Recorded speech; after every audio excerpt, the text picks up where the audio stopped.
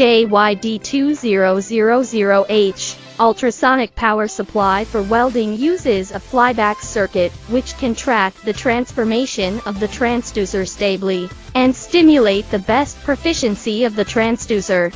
The ultrasonic generator for welding uses an imported high-power vacuum tube, with good performance to resist the impact of a big current. It is widely used in mask making, food cutting, biological extraction homogenization, rubber cutting, paper cup welding, zipper welding and cutting, and non-woven fabric welding and cutting industries.